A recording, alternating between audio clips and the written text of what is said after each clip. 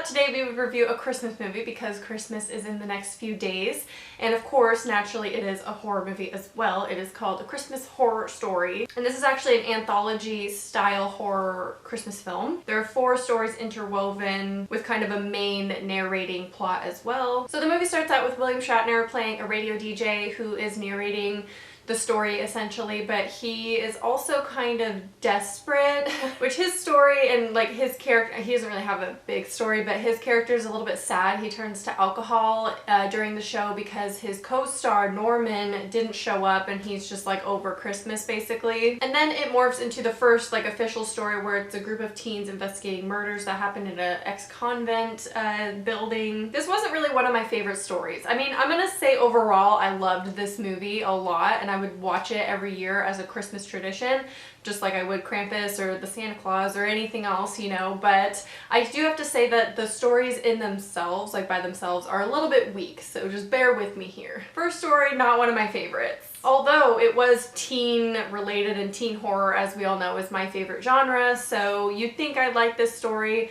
It just didn't feel original to me. It really felt like Grave Encounters meets The Gallows, and I felt like the scares were cheesy, the ghost itself was weird and like cheesy. The plot was kind of cool though. I'm not going to get too into it, but basically the girl that's with the group becomes possessed and starts seducing the boys and everything. So this one isn't really that interesting. That's basically the plot. I mean, there's a little bit more into it, but I don't want to like reveal anything or give anything away. But for the second story, this one I think was one of the more original ones. My cat is being really bad right now, so I'm trying to keep him contained here because he just wants to escape and jump on everything, so you're gonna stay right here, huh? It follows his family where the dad, he was a police officer, he and his family go to steal basically a tree from this like woodsy area, a Christmas tree that is, of course. And they lose their son along the way and they eventually find him, go home, and then the son starts to act a little weird. And so we as the viewers see that something had happened to him. And there's also some really disturbing parts in that where it's insinuating like sexual behavior with the mom and the son, which was gross, even though you find out that it's not really the son and that he's been like changed. I'm getting really brief synopsises. I'm getting really brief descriptions of these plots right now because I just want to get into my thoughts on the whole thing, so just forgive me for being so like not telling the whole story. The third story is the least original in this. It was literally the movie Krampus, although it had a really good ending that was different from the original Krampus story in the movie. It follows a family who, the girl, the daughter of this family, is tied into the first story. It's her friends that were locked in that basement. But they have to go to their aunt's house for Christmas, and so it follows them and their story, and the aunt is telling them about the story of Krampus, and the boy gets interested, and just, does that not sound like the movie Krampus? It did have a different ending though that I really liked, and I'm gonna leave that for you guys to find out, and you know, I mean, I'll probably talk about it in the end of this video because I want to talk about spoilers and the ending of the fourth story, which is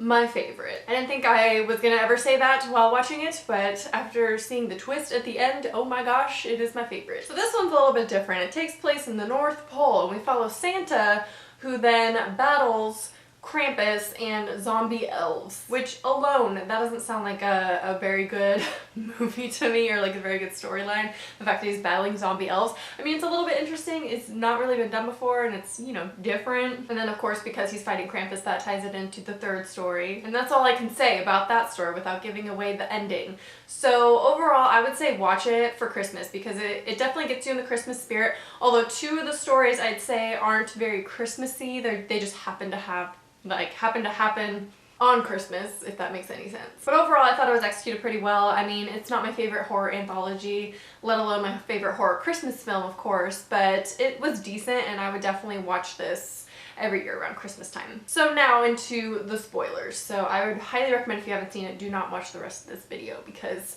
it will blow your mind, and I want you to have your mind blown the way I did while watching the movies and not by someone telling you. First, right off the bat, we're going to talk about the fourth story and the ending of this because this is why it turned into my favorite story out of all of these. The fourth story is actually linked to William Shatner's storyline, which his storyline is also linked to the first story in that his children were murdered well, they were the ones that were murdered that the kids were investigating in that story. But anyway, there is a battle happening between Krampus and Santa Claus, and it's just kind of like going along. You're like, okay, this is cool, I guess. And then you find out that it's actually a mall Santa, and he's having hallucinations of battling zombie elves and Krampus, when in reality he's killing people at the mall. And it's a very, very sad storyline because it's just like his realization that he's been killing people in real life, but he thought he was killing zombie elves this whole time and fighting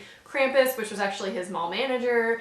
And it turns out that this mall Santa is Norman, William Shatner's buddy from the radio. So it comes full circle, and it's very sad. Like, that story is really sad, but I love it. I love that it had like a huge twist. I wasn't expecting much from this movie. I wasn't expecting a huge twist by any means. I was just going along with it, but to see that twist happen, I was like, yes, that's amazing. Now, as far as the third story with Krampus and the family and all them, the way you turn, okay, so anybody can turn into Krampus, which I liked. I thought that was different because most of the time you see Krampus as just the anti-Santa Claus, and that's just who he is, and he's always been there, he's a legend, you know, things like that. So what's interesting is that if you have enough anger for your family, you actually turn into Krampus and then you want to kill them. So I thought that was interesting, that if you just lose all of the Christmas spirit and you just get this resentment towards your family, then you become Krampus. The other two storylines with the plots, they weren't really big twists or anything, and I'm not really going to go into them.